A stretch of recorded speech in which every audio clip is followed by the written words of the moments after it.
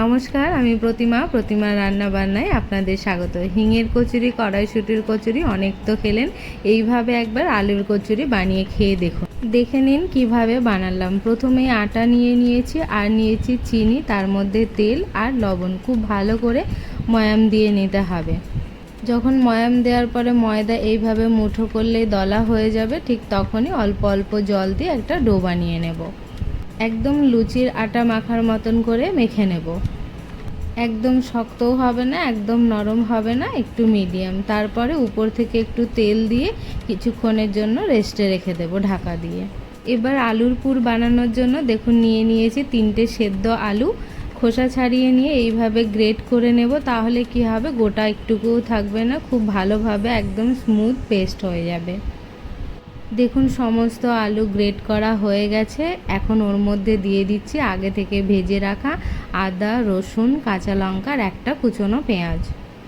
এটা নিরামিষভাবেও বানাতে পারেন, তাতেও কিন্তু খেতে খুব সুন্দর হয়। যখন নিরামিষভাবে বানাবেন তখন পেঁয়াজ আর রসুনটা বাদ দিয়ে দেবেন।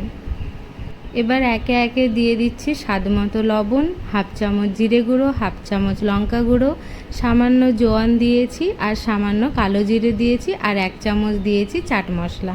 সব কিছু একসাথে ভালোভাবে মেখে নিতে হবে। যারা আমার চ্যানেলে নতুন রয়েছেন তারা আমার চ্যানেলটি সাবস্ক্রাইব করে পাশে থাকা বেল আইকনটি ক্লিক করে দেবেন রান্নার নতুন নতুন ভিডিওগুলি সবার আগে দেখার জন্য। দেখুন আলুর পুর তৈরি, খুব সুন্দরভাবে মেখে নিয়েছি, ভিতরে একটুকু গোটা গোটা আলু নেই। এইভাবে ছোট ছোট করে বল বানিয়েও রাখতে পারেন, তাতে পুর ভরার সময় খুব সুবিধা হবে। এবার আটা থেকে একটু বড় বড় করে লেচি বানিয়ে নিয়েছি। লুচির থেকে একটু বেশি বড় রাখবেন, তাহলে পুর ভরতে সুবিধা হবে। এবার একটা লেচি নিয়ে মাঝখানে একটু জায়গা করে যে আলুর পুরের বল বানিয়ে রেখেছিলাম সেটা দিয়ে দিচ্ছি। খুব ভালো করে মুখটা বন্ধ করে দেবেন, ঠিক আমি যেভাবে করছি এইভাবে, যাতে আলুর পুরটা বাইরে না বেরিয়ে আসে।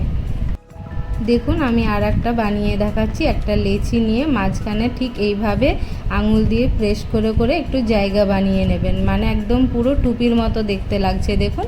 এবার ওর মধ্যে ওই যে আলুর পুরটা নিয়েছিলাম সেটা অল্প করে দিয়ে, চাইলে আপনারা এইভাবে সাইড দিয়ে একটু বাড়িয়ে দিয়ে মুখটা বন্ধ করে দিতে পারেন। এইভাবে বানিয়ে নেবেন, তাহলে আর আলুর পুর বাইরে বেরিয়ে আসবে না।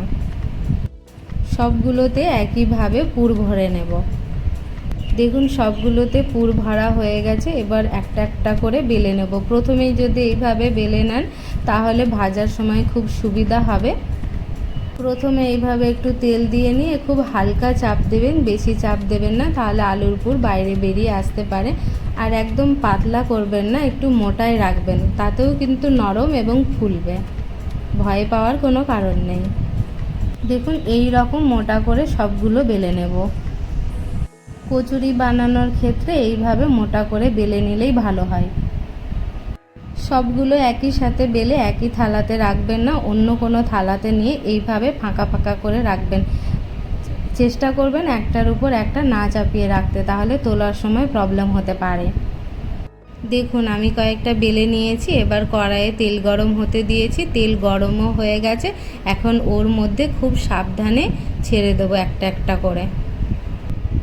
তেলের মধ্যে দিয়ে প্রথমেই উল্টে দেবেন না, তাহলে ভেঙে যেতে পারে। প্রথমে আগে একটা দিক হতে দেবেন, তারপর তাকে উল্টে দেবেন, তাহলে খুব ভালোভাবে দুই পিঠই হয়ে যাবে, ভাঙবে না। আর এই দেখুন কত সুন্দরভাবে ফুলে উঠছে, দেখেছেন? এপিঠ ওপিঠ একটু সোনালি রং হয়ে আসা পর্যন্ত ভেজে নিতে হবে। একবার এইভাবে আলুর কচুরি বাড়িতে বানিয়ে দেখুন, বারবার খেতে ইচ্ছে করবে। যাকে খাওয়াবেন সেই বারবার আপনাকে এটা বানানোর জন্য রিকোয়েস্ট করতে থাকবে। সবগুলোই একইভাবে ভেজে নেব, এইভাবে লো টু মিডিয়াম ফ্লেমে। খুব বেশি হাই ফ্লেমে দেবেন না, তাহলে উপরটা পুড়ে যাবে, ভিতরটা কাঁচা হয়ে থাকবে। ভিডিও ভালো লাগলে লাইক, শেয়ার এবং কমেন্ট করে পাশে থাকবেন। এই কচুরির সাথে যে কোনো রকমের আলুর তরকারি বা চিকেনের সাথেও খেতে পারেন। আমি এখানে চিকেনের সাথে পরিবেশন করেছি।